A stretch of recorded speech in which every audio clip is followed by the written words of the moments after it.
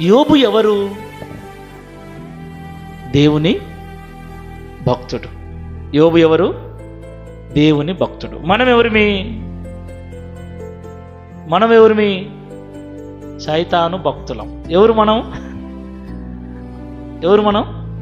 మరి గట్టిగా చెప్పండి. మీరు సైలెంట్గా ఉంటే నాకు అదే డౌట్ వచ్చింది. ఎవరు మీరు? దేవుని భక్తులం. యోబు దేవుని భక్తుడు, మనము దేవుని భక్తులం.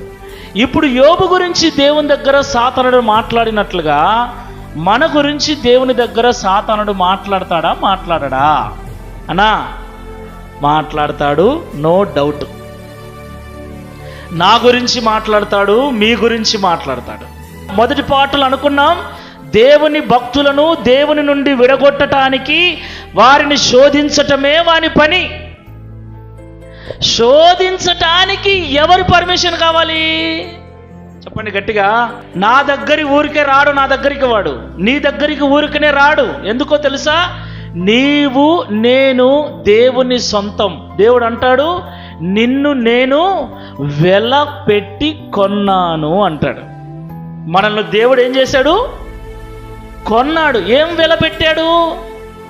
తన రక్తాన్ని, తన ప్రాణాన్ని ఇచ్చి మనల్ని కొన్నాడు. కొన్నప్పుడు మనం ఎవరి సొంతం? యోబు ఎవరి సొంతం?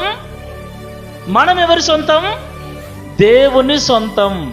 మన సొంతమైన దాని మీద ఇంకొకడు మన పర్మిషన్ లేకుండా చెయ్యి వేస్తే మనం ఊరుకుంటామా? చెప్పండి. ఇల్లైనా సరే, పొలమైనా సరే, పిల్లలైనా సరే, భార్య అయినా సరే, ఇంకొకరైనా సరే, మన సొంతమైన వాటి మీద ఇంకొకడు చెయ్యి వేయాలంటే మన పర్మిషన్ ఉండాలి. మన పర్మిషన్ లేకుండా ముట్టడానికి వీలు ఉందా? లేదు. ఇప్పుడు వాడు యోబును శోధించాలి, దేవునికి దూరం చేయాలని వాని ప్లాన్. ఎవరి ప్లాను? సాతాను ప్లాన్.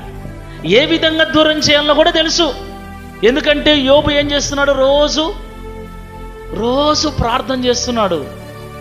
ఏమని?